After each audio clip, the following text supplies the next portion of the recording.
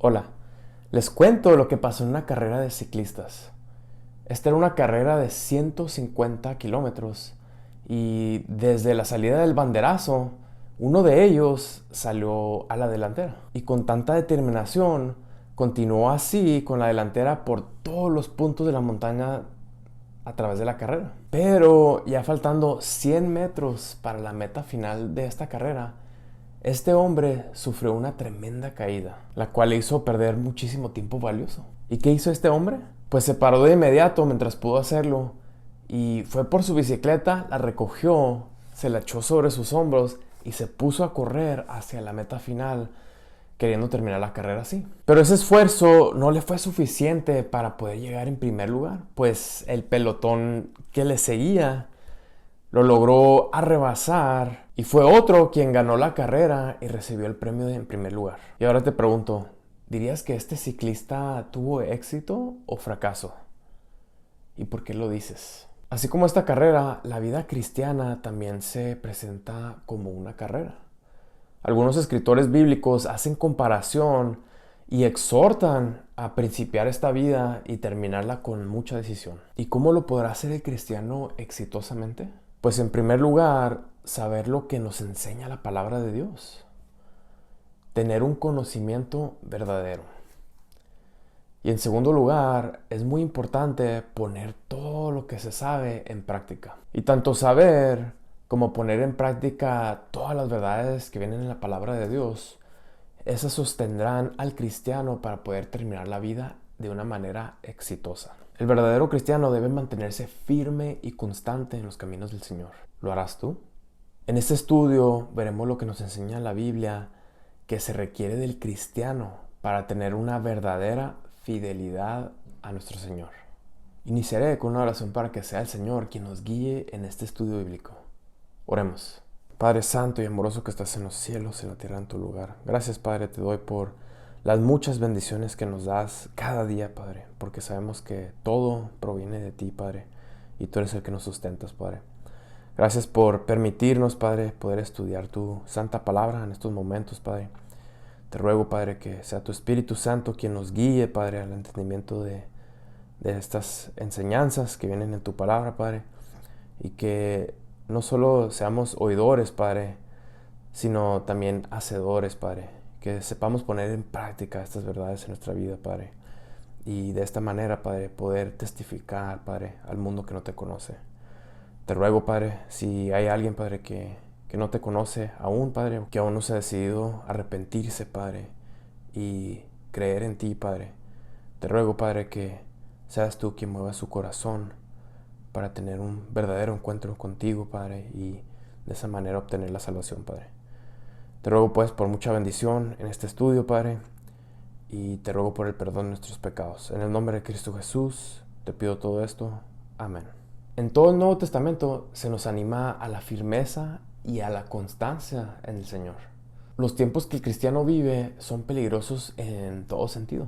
Hay muchos movimientos que tratan de atraer a la gente y muchas veces la ciega de la verdad. Y hasta en los sistemas religiosos no hay excepciones. Hay congregaciones donde se basan en emociones y pretenden enseñar cosas erróneas sobre la salvación verdadera. Y no solo eso, sino también dan enseñanzas erróneas del destino del hombre y de las últimas cosas. Es por eso que la firmeza y la constancia son tan esenciales y necesarias para el pueblo de Dios actualmente. Veamos lo que el apóstol Pablo escribió en su carta a los Colosenses, en el segundo capítulo de los versículos del 18 al 23, para ver que estar firmes y constantes se requiere tener a Cristo como Señor. Dice: nadie os prive de vuestro premio, afectando humildad y culto a los ángeles, entremetiéndose en lo que no ha visto, vanamente hinchando por su propia mente carnal, y no haciéndose de la cabeza, en virtud de quien todo el cuerpo, nutriéndose y uniéndose por las coyunturas y ligamentos, crece con el crecimiento que da Dios. Pues si habías muerto con Cristo en cuanto a los rudimentos del mundo, ¿por qué, como si vivieses en el mundo, os sometéis a preceptos tales como no manejes, ni gustes, ni aun toques, en conformidad a mandamientos y doctrinas de hombres, cosas que se destruyen con el uso. Tales cosas tienen a la verdad cierta reputación de sabiduría en culto voluntario, en humildad y en duro trato del cuerpo, pero no tiene valor alguno contra los apetitos de la carne.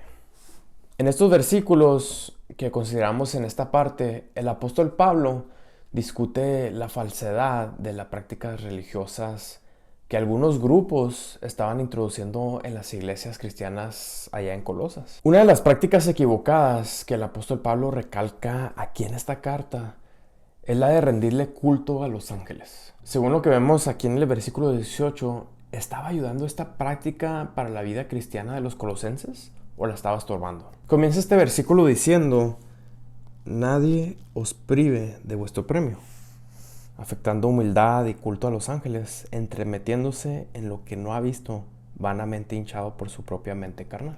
Según las palabras del apóstol Pablo, nos da una idea negativa sobre esta práctica. ¿Y qué eran esas enseñanzas equivocadas de rendir culto a los ángeles que vemos aquí?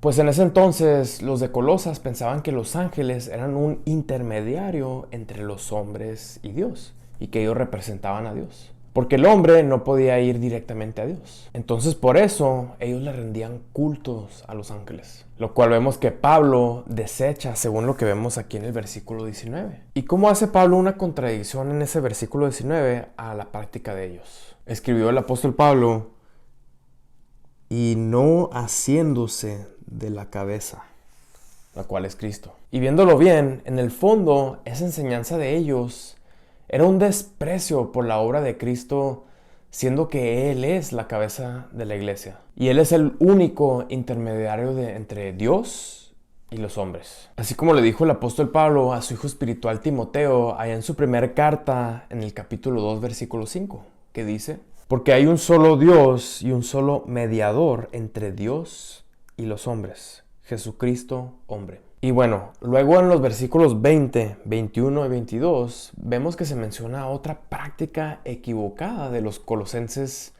al querer vivir en base a los preceptos religiosos. Los religiosos del primer siglo apoyaban su salvación en ellos mismos, en lugar de hacerlo en Dios. Siendo que el cristiano ha muerto con Cristo, en realidad no necesita someterse a disciplinas en conformidad a mandamientos y doctrinas de hombres, según lo que dice el versículo 22. No es la ley o abstenerse de alimentos haciéndose mal a su propio cuerpo, sino más bien el amor al mismo legislador, quien es Dios, quien nos da la gracia de la salvación a través de nuestro Señor Jesucristo. Esta viene por recibirle en nuestro corazón. Y según lo que vemos aquí en el versículo 23, ¿por qué no funcionará esas prácticas de duro castigo al cuerpo? Dice aquí al final que no tiene valor alguno contra los apetitos de la carne. Y esto quiere decir que el cuerpo, aunque sea castigado al no darle o no tocar ciertos alimentos como ellos solían hacerlo, eso no quita la misma naturaleza del pecado del ser humano. Solo Cristo lo puede hacer. En otras palabras, esas prácticas eran inventadas por los hombres y no verdaderos mandamientos del Señor. Un verdadero cristiano no es un practicante de la religión, sino que tiene y mantiene una relación verdadera con Dios mismo. La religiosidad con base en preceptos humanos depende de cosas que se destruyen con el uso, como dice aquí en el versículo 22. Pero nuestra relación con Dios jamás se desgastará. Y por eso el cristiano debe someterse a la cabeza, quien es Cristo. Y no debe someterse a doctrinas que solo conducen a un desastre espiritual, como dice en el versículo 23. Y bueno, al seguir leyendo esta porción bíblica aquí mismo en Colosenses, en el capítulo 3, de los versículos del 1 al 3, podremos ver que estar firmes y constantes se requiere que busquemos las cosas del Señor. Miren lo que nos dice estos versículos. Sí, pues, habéis resucitado con Cristo, buscad las cosas de arriba, donde está Cristo sentado a la diestra de Dios. Poned la mira en las cosas de arriba, no en las de la tierra, porque habéis muerto y vuestra vida está escondida con Cristo en Dios. La verdadera disciplina espiritual se inicia desde el momento que uno nace de nuevo, al aceptar a Cristo Jesús, como dice aquí en el versículo 1. ¿Qué querrá decir el apóstol Pablo cuando dijo estas palabras de buscad las cosas de arriba. Esto quiere decir que aunque el cristiano esté viviendo en este mundo, su mente y su corazón en realidad estén en las cosas celestiales y aceptando el señorío de Cristo en sus vidas. Quizá haya hombres que escuchen estas palabras y las asocien con tener metas muy altas, terrenalmente hablando, como tener éxitos o haber alcanzado algo que ellos más quisieran. Pero para el cristiano su meta es donde está Cristo, lo cual es una meta muchísima más valiosa. ¿Y cuál es la motivación del cristiano según lo que vemos aquí en el versículo 3? Dice aquí, porque habéis muerto. ¿Qué querrá decir eso? ¿Y qué significará que vuestra vida está escondida con Cristo en Dios?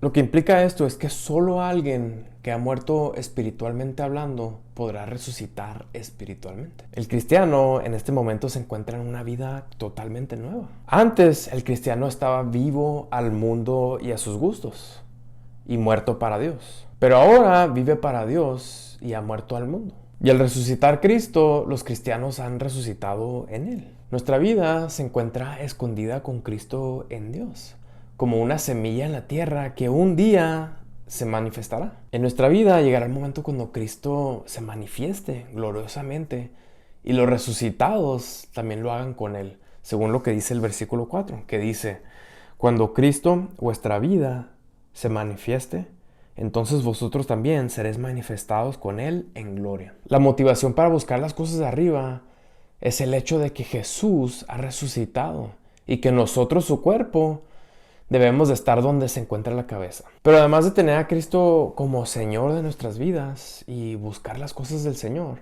el apóstol Pedro nos enseña que para estar firmes y constantes se requiere fortalecer la vocación del Señor, según lo que vemos allá en la segunda carta de Pedro, en su primer capítulo de los versículos del 10 hasta el 15, que dice, por lo cual, hermanos, tanto más procurad hacer firme vuestra vocación y elección, porque haciendo estas cosas no caeréis jamás, porque de esta manera os será otorgada amplia y generosa entrada en el reino eterno de nuestro Señor y Salvador Jesucristo.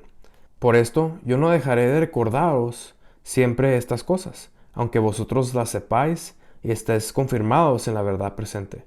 Pues tengo por justo, en tanto que estoy en este cuerpo, el despertaros con amonestación, sabiendo que en breve debo abandonar el cuerpo, como nuestro Señor Jesucristo me ha declarado. También yo procuraré con diligencia que después de mi partida vosotros podáis en todo momento tener memoria de estas cosas. El apóstol Pedro también reconoció la necesidad de la permanencia en la vida cristiana. Por eso dice, procurad hacer firme vuestra vocación y elección. ¿Qué crees que significa la palabra vocación y elección aquí en este pasaje? Estos dos términos aquí nos hablan de la experiencia de la salvación y se refieren tanto al llamamiento como al hecho de que Dios nos ha escogido. ¿Y cuáles cosas ayudan al cristiano a estar seguro de su salvación? Según lo que vemos aquí en el versículo 10. Dice aquí, y no caeréis jamás. El apóstol Pedro no nos enseña sobre una salvación por obras, pero sí recalca el hecho de que esas buenas obras son parte de la vida cristiana. Cuando un creyente fortalece su vocación o su llamamiento del Señor, eso confirma su elección. La fidelidad al Señor es lo que fortalece y renueva el llamado de Dios que hemos recibido en Cristo Jesús. Y vemos aquí en los versículos del 12 al 15 que el apóstol Pablo muestra su inquietud con sus hermanos para que permanezcan espiritualmente despiertos. Y dice que está dispuesto a amonestarlos y recordarles todo en cuanto a las verdades eternas. Y eso es tanto para su conocimiento como para la práctica misma. Y ahora, reflexionando en tu propio caminar cristiano o en la carrera de tu vida, ¿dónde piensas que te encuentras tú en este momento después de haber visto lo que nos enseña la palabra de Dios sobre lo que se requiere de un creyente? ¿Será que tienes la delantera en esta carrera firmemente al tener a Cristo como Señor de tu vida y buscándole y fortaleciendo tu llamado? ¿O estarás en medio de la carrera o muy atrás?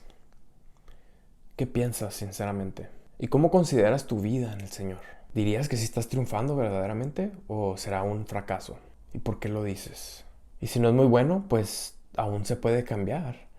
Y espero que puedas poner en práctica lo que hemos visto en estas verdades bíblicas a través de este estudio, las cuales serán de muchísima bendición.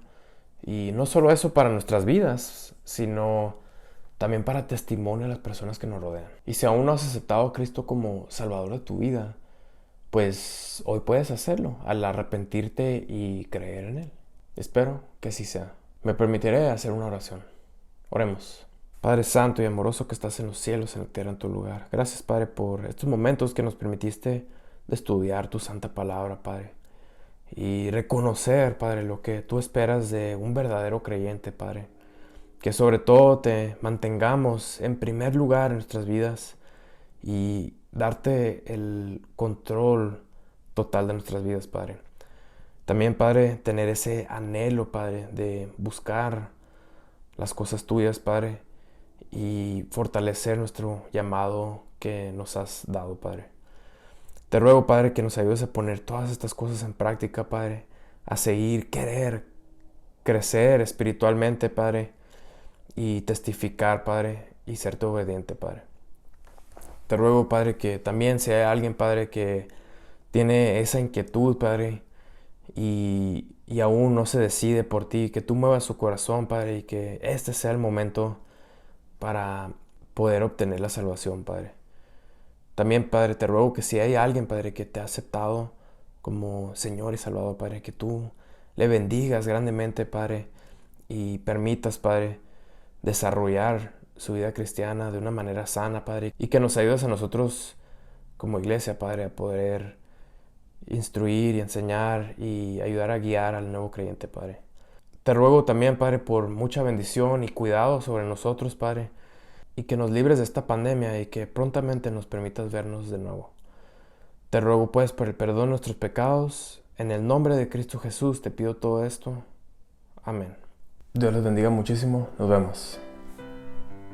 Los versículos claves se encuentran en Colosenses capítulo 3, versículos 1 y 2, que dice: Si, pues, habéis resucitado con Cristo, buscad las cosas de arriba, donde está Cristo sentado a la diestra de Dios. Poned la mira en las cosas de arriba, no en las de la tierra.